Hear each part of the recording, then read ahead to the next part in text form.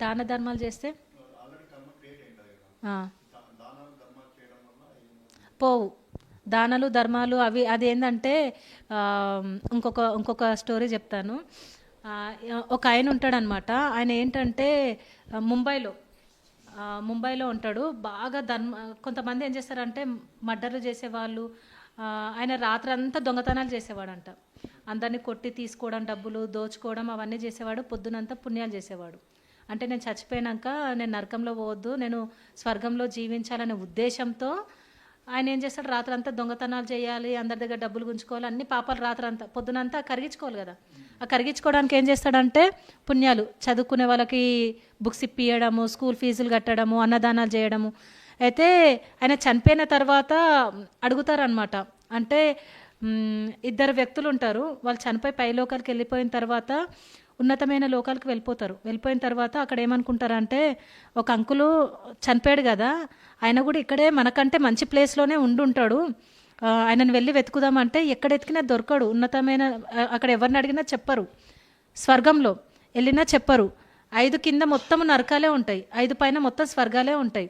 అయితే వీళ్ళు స్వర్గంలోనే ఉంటారు. ఇద్దరు అన్నదమ్ములు చనిపోయి స్వర్గంలో ఉంటారు. వీళ్ళకి ఏంటంటే అంకుల్ చనిపోయాడు కదా, మనకంటే మంచి పనులు చేస్తాడు కదా, కింద అంతా పుణ్యమే చేస్తాడు కదా, మనకంటే మంచి స్థాయిలో ఉంటాడు అని చెప్పి పైకి వెళ్ళిపోతారు. పైకి వెళ్ళిపోయి ఎక్కడెతికినా కూడా లేడు లేడు అన్నప్పుడు వాళ్ళు ఏమంటారు, కిందకి వెళ్ళి చూడు అంటే వీళ్ళు యాక్సెప్ట్ చేయడు. ఆయన మంచోడు, కింద ఎందుకు ఉంటాడని. అలా 4 అయిపోతే, 3 అయిపోతే, 2 అయిపోతే 1కి వస్తారు. 1వ తలంలోకి వస్తారు. 1వ తలంలో ఎలాంటి వాళ్ళు ఉంటారంటే మడ్డలు చేసేవాళ్ళు, మానభంగాలు, దొంగలు, దోపిడీలు ఇది చేసేవాళ్ళు ఉంటారు. అక్కడ ఆయన ఉంటాడు. ఉండి ముఖం చూపియాడు. ముఖం తిప్పుకుంటుంటే అడుగుతారనమాట, నువ్వు ఎంతో మంచి పనులు చేసినావు కదా, నువ్వు ఇక్కడ ఎందుకున్నావు అంటే, మీకు తెలియని నిజం ఒకటి చెప్తాను, నేను చిన్నప్పటి నుంచి మా నాన్న నేర్పించాడు, దొంగతనాలు చేశాను, అన్ని అరాచకాలు చేశాను, ఆ పాపాలు పోవడానికి నేను పుణ్యాలు చేశాను. పుణ్యాలు చేస్తే ఏమో అవ్వదు.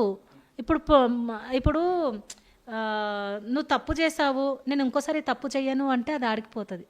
ఇప్పుడు నేను ఒక తప్పు చేసిన, అయ్యో నేను తప్పు చేసినానే, ఇంకా నేను ఈ తప్పు చెయ్యను, నేను సేవ చేస్తా అంటే కర్మ ఆడికిపోతుంది.